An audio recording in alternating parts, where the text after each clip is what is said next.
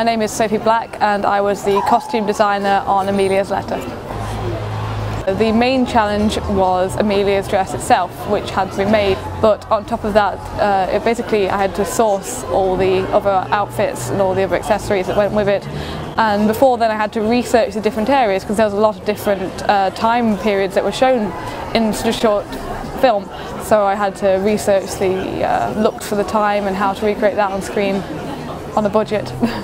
The initial thing I looked at was the fashions of the time, such as 1930s, 1950s as well, and all the other periods that are shown in the film. So I researched accurate portrayals of how to show those fashions on screen and then found out a way to interpret it. So I went through a lot of old advertisements from the eras and analysed the costumes carefully from then and showed how we could portray that sort of style in the film.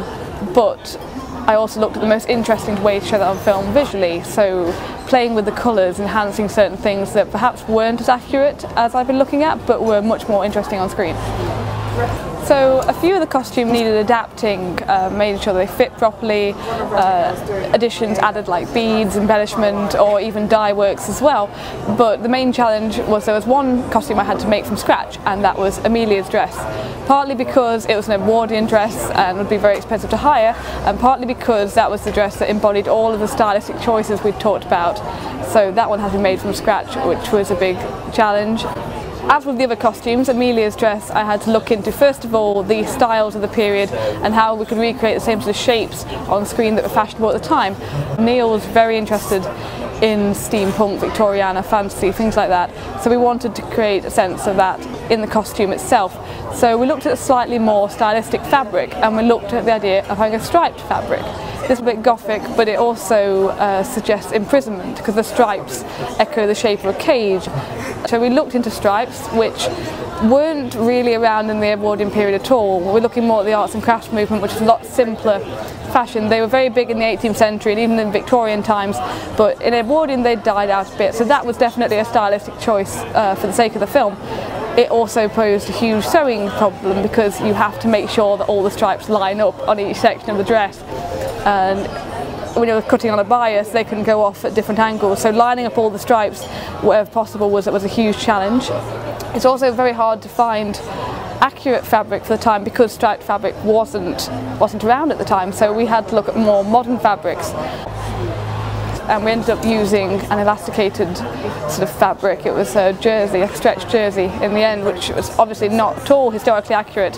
So that not only had to be aged and weathered to look more like a woolen fabric or a woven fabric using sandpaper, it also was very difficult to sew with because it stretched very easily, so it would be very easy to lose the shape, and again easy to stretch those stripes out of shape as well. It's always a lot easier if you can have a costume fitting with the actors. It's not always possible, particularly if they're based in a different location and there's not so much budget so you can't afford for a costume fitting. But I mean, Georgia was very, very good at getting in touch with us, telling us her measurements, and I had those in advance before I made the costume as well. Because of the schedule, the dunking scene, as it were, came directly in the middle of the shoot. So I was faced with the challenge of the dress went in and then had to look brand new and dry by the following morning. So I had a bit of a late night drying that as soon as I got home. And I put it on the radiator to dry, and the radiators, while I was sleeping, malfunctioned and turned off. So when I came down at 4 AM, the dress was still soaked. It was due to be on set in about 3 hours, looking pristine and dry. So I had a bit of a manic hair drying session, but it all worked out it all worked out for the best, and I don't think you're going to be able to tell that it got dunked and then was back on set. I think it'll all just flow very smoothly, and you guys will never know until you see this interview, in which case you'll then know. I'm going to stop talking now.